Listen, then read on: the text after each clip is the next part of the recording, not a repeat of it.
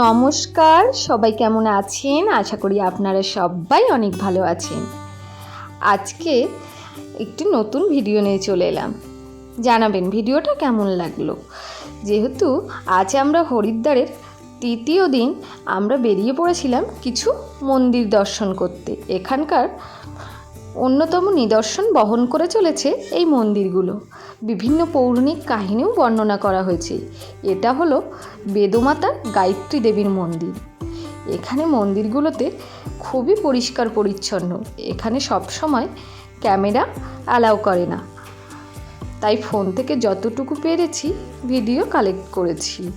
এখানকার বিভিন্ন মুনি ঋষিদের মূর্তি এখানে সুন্দরভাবে বসানো আছে।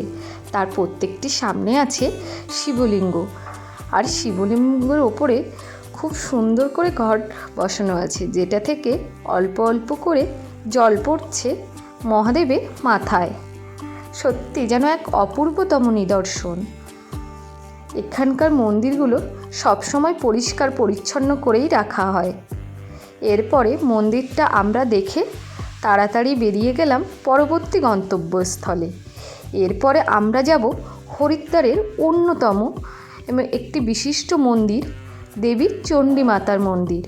আমরা সবাই রোপওয়ে উঠে গেলাম। আগে রোপওয়ে টিকিট কাটতে হবে, আর এখান থেকে টিকিট কাটলে আপনারা দুটো মন্দির একসাথে দর্শন করতে পারবেন। আমাদের প্রথম 4 জন চলে গেল। এই রোপওয়েগুলোতে 4 জন করে বসে যাওয়া যাবে। আর এখান থেকে দেখা যাচ্ছে ও সাইডে গঙ্গা শুকিয়ে গেছে। এটি বর্ষার সময় হয়তো পরিপূর্ণ হয়ে ওঠে।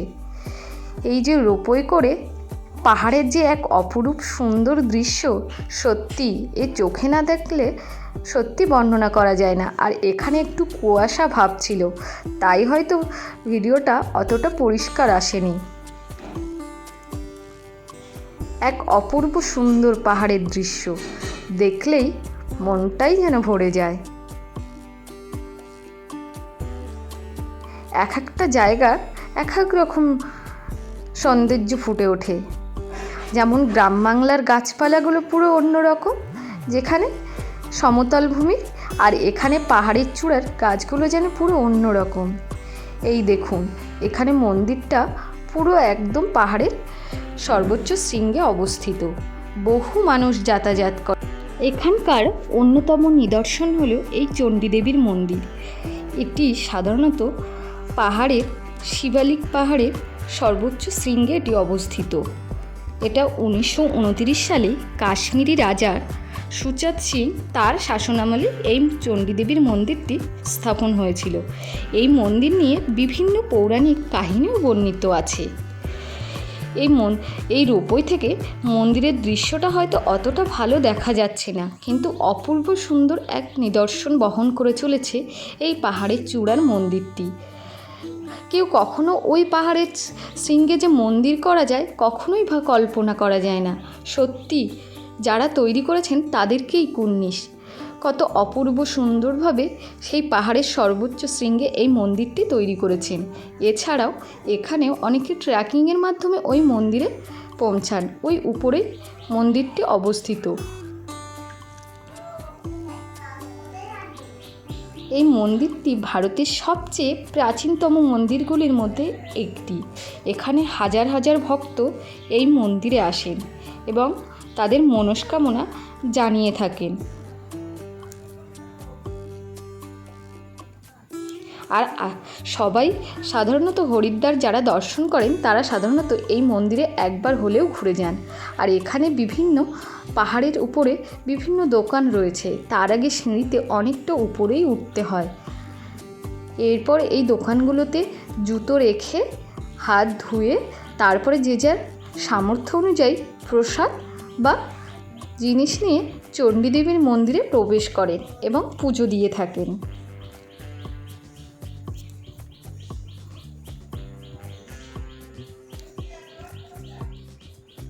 এই সামনে রয়েছে একটি ঘণ্টা। এখানে প্রতি বছর বহু মানুষের ভিড় হয়ে থাকে, কিন্তু আমরা যে সময় এসেছিলাম একটু ভিড় কম ছিল, কারণ এটা ছিল অফ সিজন। আমরা একে একে হাত ধুয়ে এবারে আমরা মন্দিরে প্রবেশ করব।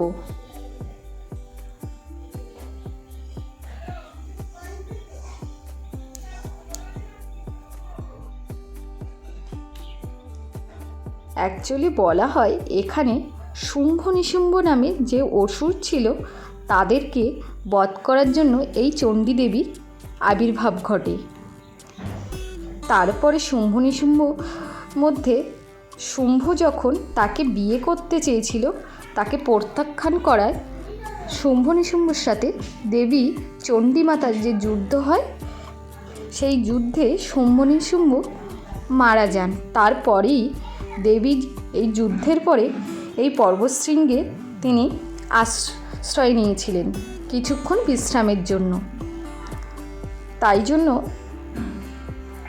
এই পাহাড়ের চূড়ায় দেবী চণ্ডী মাতার মন্দির স্থাপন করা হয়। এটি মানুষের বিশ্বাস যে এই মন্দিরে এসে পুজো দিলে মা চণ্ডী দেবী তাদের মনস্কামনা পূর্ণ করে থাকেন। এখানে প্রচুর মানুষের ভিড় হয়। এরকমভাবে ঘুরে ঘুরে রেলিং ধরে যাতে অল্প জায়গার মধ্যে অনেক মানুষ সুন্দরভাবে লাইন দিয়ে উপরে যেতে পারে তার সুন্দর সুব্যবস্থাও আছে। তবে এখানকার মন্দিরগুলো সব সময় তারা পরিষ্কার পরিচ্ছন্ন রাখার চেষ্টা করে। এই যে প্রত্যেকের থালায় সুন্দর করে যে যার সামর্থ্য অনুযায়ী প্রসাদ নিয়ে আসেন। ওই যে দেখতে পাচ্ছেন দূরে পাহাড়, তার কোলে রোপই করে মানুষ যাতায়াত করছে। এক অপূর্ব সুন্দরতম দৃশ্য। এখানে বহু মানুষ ভিড় করেন। এখানে সেভাবে হয়তো ভিডিও করা সত্যি সম্ভব না, কারণ বহু মানুষের ভিড়। আর যে লাল কাপড়গুলো বাঁধা দেখতে পাচ্ছেন, বিভিন্ন মনোবাসনা জানিয়ে বিভিন্ন মানুষ তাদের মনস্কামনা পূর্ণ যাতে হয় তাই মায়ের উদ্দেশ্যে লাল কাপড় বেঁধেছেন। আমরা বাঁধিনি, কারণ লাল কাপড় বাঁধলে শুনেছি বা কোনো কিছু মানত করলে আবার মন্দিরে ফিরে আসতে হয়। আর আমাদের সেই সুদূর সুন্দরবন থেকে হরিদ্বারে আর চণ্ডী দেবীর মন্দিরে হয়তো আসা হবে না। এখন অপেক্ষার পরে চণ্ডী মাতার দর্শন পেলাম। ভিডিওটা খুবই ছোট ছিল, কারণ ওখানে একদমই ভিডিও অ্যালাউ করছিল না। আমি খুব ছোট করে কেটে নিলাম। এরপরে আমাদের ফেরার পালা। আমরা রোপই করে একে একে সবাই ফিরে এলাম।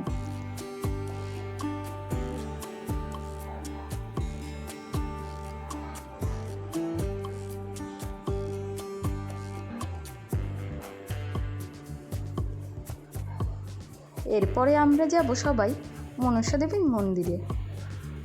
আমাদের জন্য সবাই অপেক্ষা করছিল।